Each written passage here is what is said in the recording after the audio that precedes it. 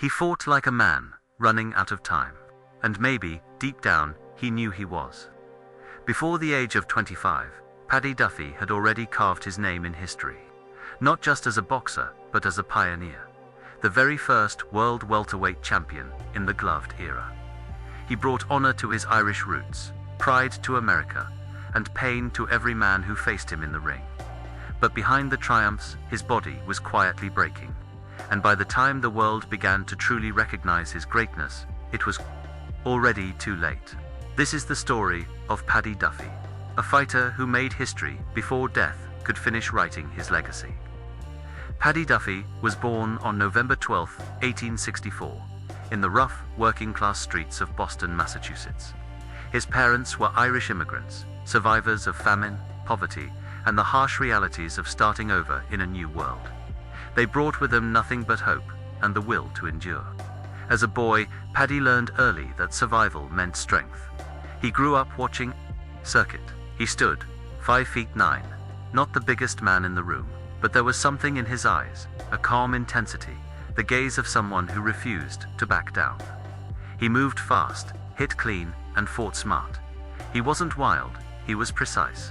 And in an era where boxing was evolving, Duffy was at the forefront of that change. In 1888, everything shifted.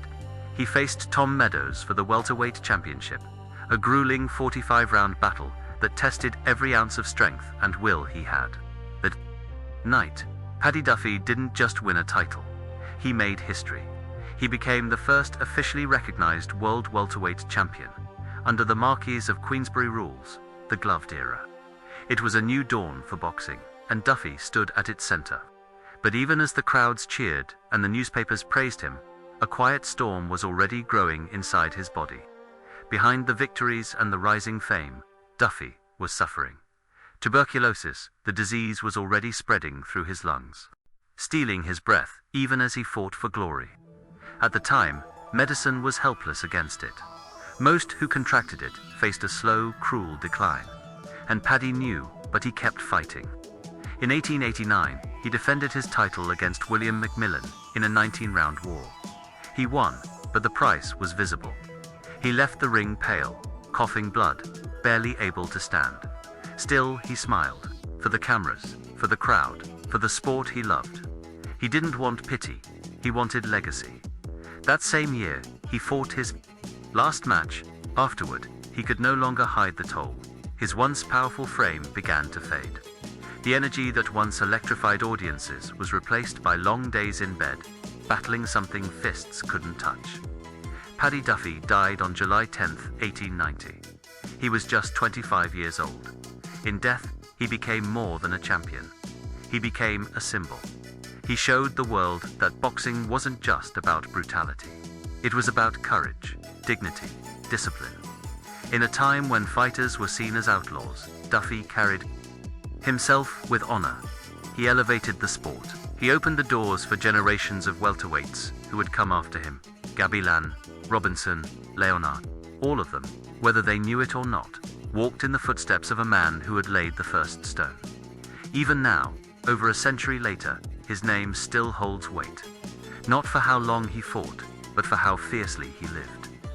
Paddy Duffy didn't live to see the full impact of his legacy. He never grew old, never told his story in his own words. But maybe that's what gives it power. He fought with urgency because he didn't have time to waste. He fought for more than titles. He fought to matter, and he did.